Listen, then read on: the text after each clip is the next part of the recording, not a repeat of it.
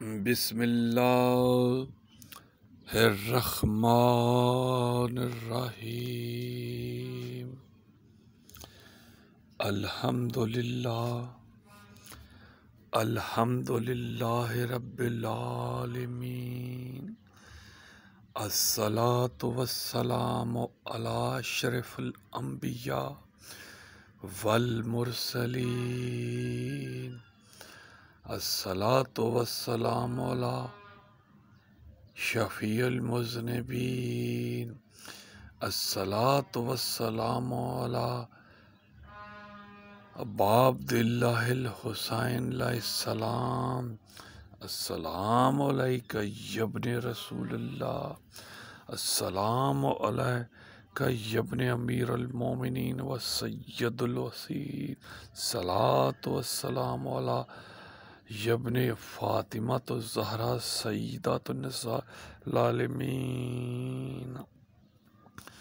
السلام علیکم میرے عزیزان من۔ تو آج میں ذکر جو کرنے لگا ہوں تو وہ یہ ہے کہ اہل بیت محمد مصطفیٰ صلی اللہ علیہ وآلہ وسلم دروازہ شام دمشق شہر کے دروازے پر ان کی حالت کیا تھی۔ میرے عزیزان من، اس سے پہلے میں جو بات کرنے لگا ہوں آپ سے وہ بات یہ ہے کہ امام علی مقام حضرت امام حسین علیہ السلام نے ہمیں طاغوت کے خلاف، جبر کے خلاف، ظلم کے خلاف آواز بلند کی ہے اور ہمیں فرمایا ہے کہ وقت آئے تو آپ بھی کھڑے ہو جاؤ وقت کے طاغوت، وقت کے یزید کے خلاف۔ اور بڑے افسوس کے ساتھ کہنے لگا ہوں میں، آج ہمارے مسلمانوں کی حالت یہ ہے کہ ہم ان کوفے کے بدترین لوگوں سے بھی بدتر ہیں۔ ہمارے سامنے کہاں پہ ظلم نہیں ہو رہا، ہمارے سامنے ظلم ہو رہا ہے، ہمارے سامنے انسانیت کی پامالی ہو رہی ہے۔ دیکھیں، وقت کے آج بھی یزید، وقت کے آج حکمران بے گناہوں کو قید میں لے کے جا رہے ہیں۔ آج کی فوجیں بھی یزیدی فوجیں ہیں، اور دیکھیں کس طرح ایک بلند حق کی آواز بلند کرنے والے انسان کو کس طرح وہ اٹھا کے لے جا رہے ہیں، اور ہمارے ملک میں جوں تک نہیں رینگتی۔ افسوس ہے ہم پر۔ ہم نے تعلیم محمد آل محمد کو نہیں اپنایا اور عمل بھی نہیں کر رہے۔ ہم نام کے ہی حسینی ہیں، ہم رسمات منانے والے حسینی ہیں۔ آج ہمارے سامنے وقت کے یزید کیا کچھ نہیں کر رہے، کہیں سے بھی کوئی آواز نہیں آ رہی۔ حسین ابن علی نے یہی آواز اٹھانے کے لیے ہمیں کہا ہے، اور جو کربلا میں ہوا، حق کی آواز کو دبا دیا یزید نے۔ آج بھی وقت کے یزید حق کی آواز کو کس طرح دبا رہے ہیں، ہمارے کان پر جوں تک نہیں رینگتی۔ افسوس، حد افسوس۔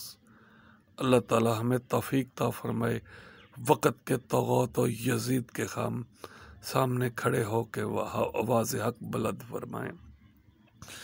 عزیزان من، آتا ہوں میں اپنے ٹاپک کی طرف۔ راوی کہتا ہے کہ جب یہ ظالم گروہ سر مقدس حسین ابن علی علیہ السلام اور ان کے اہل بیت کو شام کی طرف لے گیا اور یہ شہر دمشق کے قریب پہنچا تو ام کلثوم شمر کے نزدیک گئی اور اس سے کہا، اگر تمہیں شہر میں ہمیں لے جانا ہے تو اس دروازے سے لے جاؤ جہاں تماشائیوں کا ہجوم کم ہو، اور اپنے سپاہیوں سے کہو ان مقدس سروں کو محلوں سے باہر نکال کر ہم سے دور لے جائیں، کیونکہ ہم پر اتنی نگاہیں پڑیں کہ جس سے ہماری بے حد رسوائی ہوئی جبکہ ہم اسیری کی حالت میں ہیں۔ شمر وہ شخص ہے کہ جو اپنی پشت فطرت ظلم و ستم میں مشہور تھا، بی بی کلثوم کے جواب میں کہنے لگا، اے سپاہیوں، سروں کو نیزوں پر بلند کر کے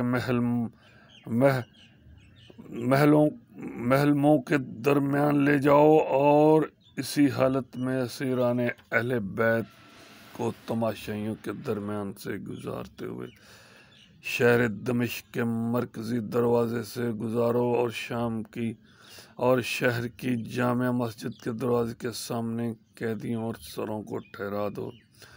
روایت میں ہے کہ اصحاب رسول میں سے ایک صحابی نے جب سر امام حسین کو شام میں دیکھا تو فوراً لوگوں کی نظروں سے چھپ گیا، اور ایک ماہ تک اپنے دوستوں سے چھپا رہا۔ ایک ماہ کے بعد جب لوگوں نے اسے دیکھا اور اسے چھپنے کی وجہ پوچھی تو اس نے جواب دیا، میں نے نہیں دیکھا۔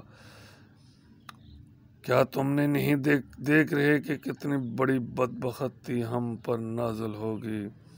اے محمد کے نواسے، تیرے خون آلودہ سر کو شام لایا گیا، اور تیرے قتل سے کھلا جان بوجھ کر رسول خدا کا قتل ہوا ہے۔ فرزند پیغمبر، تجھے تشنہ لب شہید کیا گیا۔ نبی کا نور عین ہے، وہ تشنہ لب حسین ہے۔ نبی کا نور عین ہے، وہ تشنہ لب حسین ہے۔ وہ جس کے غم میں آج بھی بے پوئی شور و شان ہے، وہ جس کے غم میں آج بھی بپا شور و شان ہے، وہ تشنہ لب حسین ہے۔ نبی کا نور العین ہے، اور قتل کی رعایت نہیں کی گئی، اور تیرے قتل پر نعرہ تکبیر بلند کیا، اور تیرے قتل پر نعرہ تکبیر بلند کیا گیا۔ عجب مذاق ہوا، شاعر نے کہا، عجب مذاق ہوا اسلام کی تقدیر کے ساتھ، عجب مذاق ہوا اسلام کی تقدیر کے ساتھ۔ شبیر کا قتل ہوا نعرہ تکبیر کے ساتھ، اور تیرے قتل پر نعرہ تکبیر بلند کیا گیا، جبکہ تیرے قتل کے ساتھ ہی تکبیر و تحلیل بھی قتل ہو گئے۔ تو جب قافلہ اہل بیت علیہ الصلوۃ والسلام دربار یزید میں داخل ہوا، اس کے بعد اہل حرم اور امام سجاد کو ایسی حالت میں دربار میں لایا گیا کہ ان کے ہاتھ ایک رسی سے باندھے ہوئے تھے۔ جب یزید کے سامنے اس حالت میں کھڑے ہوئے تو امام علی بن الحسین نے فرمایا، اے یزید، تجھے خدا کی قسم، تو رسول خدا کے بارے میں کیا خیال رکھتا ہے؟ اگر وہ ہمیں اس حالت میں دیکھے۔ یزید نے کہہ دیا، رسی کو کھول دا جائے۔ اس کے بعد امام حسین علیہ السلام کے سر مقدس کو اس کے سامنے رکھا گیا، اور خواتین کو اس کی پشت کی طرف بٹھایا گیا تاکہ وہ سر امام حسین کو نہ دیکھ سکیں۔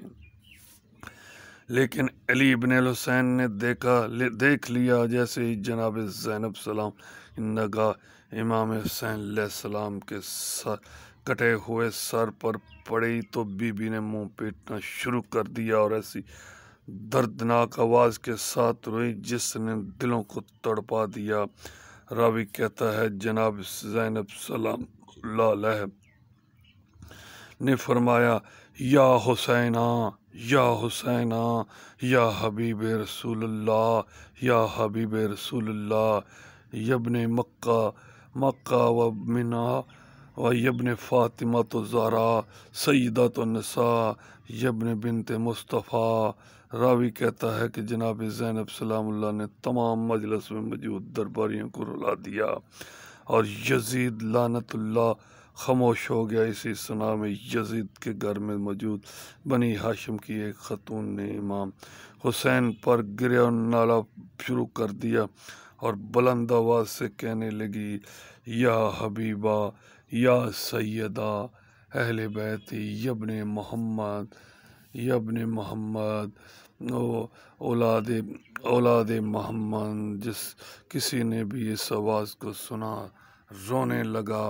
اس کے بعد یزید نے ایک چھڑی طلب کی اور امام حسین کے مقدس لبوں اور دانتوں پر مارنے لگا۔ اس کی طرف دیکھ کر کہنے لگا، ایک صحابی رسول بھی دربار میں موجود تھا۔ وہ اس کی طرف یزید کی طرف دیکھ کر کہنے لگا، وائے ہو تم پر یزید، لعنت ہو تم پر یزید، کیا تو حسین فرزند فاطمہ کے دانتوں پر چھڑی مار رہا ہے؟ میں اس بات کی گواہی دیتا ہوں کہ میں نے رسول خدا کو خود دیکھا ہے کہ وہ حسین ابن علی اور ان کے بھائی حسن کے لبوں کا بوسہ لیتے تھے، چومتے تھے، پیار کرتے تھے اور ان کی زبان کو چوستے تھے اور فرماتے تھے، تم دونوں جنت کے جوانوں کے سردار ہو اور خدا قتل کرے اور لعنت کرے تمہارے قاتلوں پر، اور ان کے لیے انتقام جہنم قرار دیا۔ یزید اس بات سے غضبناک اور حکم دیا کہ اسے دربار سے باہر لے جاؤ۔ اس کے بعد دربار میں یزید نے یہ شعر پڑھے، اے کاش میرے وہ بزرگان جو جنگ بدر میں قتل کیے گئے آج زندہ ہوتے اور دیکھتے کہ کس طرح ہماری تلواروں کے سامنے شکست کھا چکے ہیں بنو ہاشم اور رو رہے ہیں، اور اس منظر کے دیکھنے سے وہ خوشیوں کی شادیاں نہ بجاتے اور کہتے ہیں، یزید سلامت رہو، ہم نے بنی ہاشم کے بزرگوں کو قتل کیا اور جنگ بدر کا ان سے بدلہ لیا۔ میں خندف کی اولاد سے نہیں ہوں، اگر میں بنی ہاشم سے ان کے کیے کا